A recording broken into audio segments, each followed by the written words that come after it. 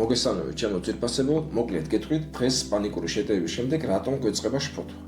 Წარმოიდგინეთ სიტუაცია, გარკვეული მიზეზების გამო დაგვეწყო პანიკური შეტევა. სულ პირველი. და რა ხდება იმ დროს?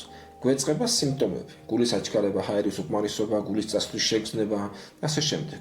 რადგან ეს ყველაფერი ჩვენთვის პირველად ხდება, იმ დროს არ ვიცით რა მოხდება. გადავრჩებით, არ გადავრჩებით, მოხვდებით, არ მოხვდებით, ვინმე გვიშველის, დაგვეხმარება იმ დროს. იმ დროს ჩვენი ტვინი განიცდის ძალიან დიდ შიშს. და ეს არის სიკვდილის შიში.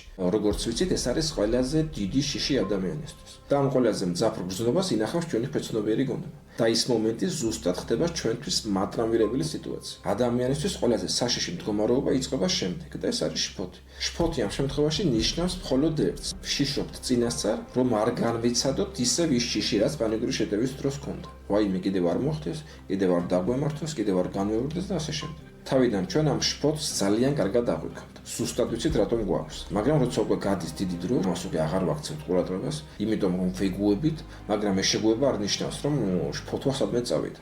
მან უბრალოდ გადაინაცვლა უკანო პლანზე. ანტიდეპრესანტების ან ტრანკვილიზატორების ხარჯი. მაგრამ ზუსტად ის შფოთვა ფონად სულ მუშაობს. სულ განგაში აქვს ჩართული.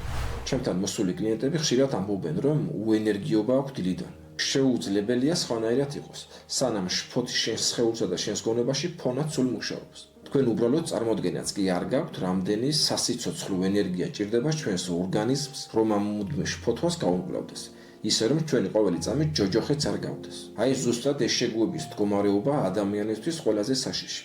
ისე ილევა ამ შეგუებაში მისი ცხოვრება, რომ ვერ წვდება.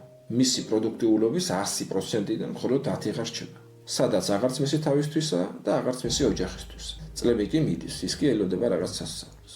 ეხლა კი კარგი ინფორმაცია ჩემო კარგებო. ვინც არ იცით, მე ვარ თემონია სიძველიძე, ჰიპნოთერაპევტი, ოსტატი ქვეცნობიერთან მუშაობის საკითხებში და მყავს უამრავი კლიენტი, რომლებმაც წარმატებით დააღწიეს თავი პანიკური შეტევებისგან და შფოთვებისგან.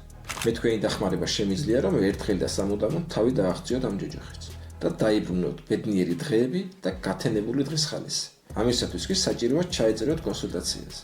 ახლა კი ყურადღებით, კონსულტაციაზე ჩაეწერეთ მხოლოდ იმ შემთხვევაში, ვინც უკვე მიმართეთ ექიმსაც, ფსიქოლოგსაც, ფსიქოთერაპევტსაც, ყველასთვის ცნობილ მარჩიერ გელასაც და ტაროლოგ ქეთინოსაც. თუ ეს ყველაფერი გავლილი არ გაქვთ, სხვანაირად კონსულტაციაზე ვერ მოხვდეთ. და მე თქვენ გააძლევთ გარანტიას ზუსტად იმ შედეგს მიიღებთ, რაც თქვენ გინდება. სწორედ ყველას ჩამოთვლობას და გაუფრთხილეთ საკუთარ თავს.